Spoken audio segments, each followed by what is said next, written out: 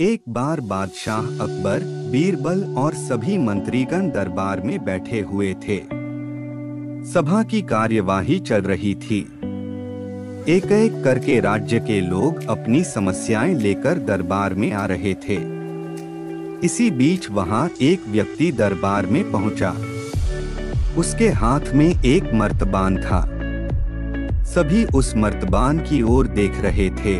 तभी अकबर ने उस व्यक्ति से पूछा, क्या है इस मर्तबान में? उसने कहा, महाराज, इसमें चीनी और रेत का मिश्रण है।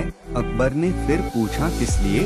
अब दरबारी ने कहा, गलती माफ हो महाराज, लेकिन मैंने बीरबल की बुद्धिमत्ता के कई किस्से सुने हैं।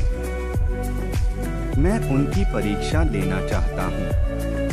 मैं यह चाहता हूँ कि बीरबल इस रेत में से बिना पानी का इस्तेमाल किए चीनी का एक एक दाना अलग कर दें। अब सभी हैरानी से बीरबल की ओर देखने लगे।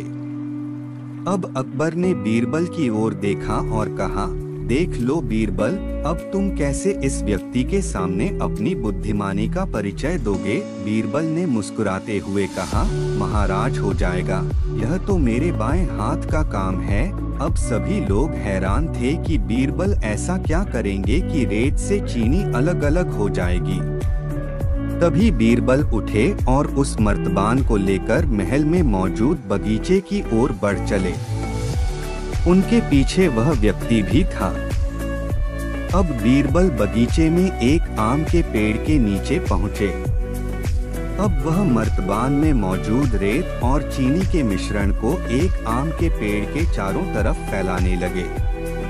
तभी उस व्यक्ति ने पूछा, अरे यह क्या कर रहे हो? इस पर बीरबल ने कहा, ये आपको कल पता चलेगा। इसके बाद दोनों महल में वापस आ गए। अब सभी को कल सुबह का इंतजार था।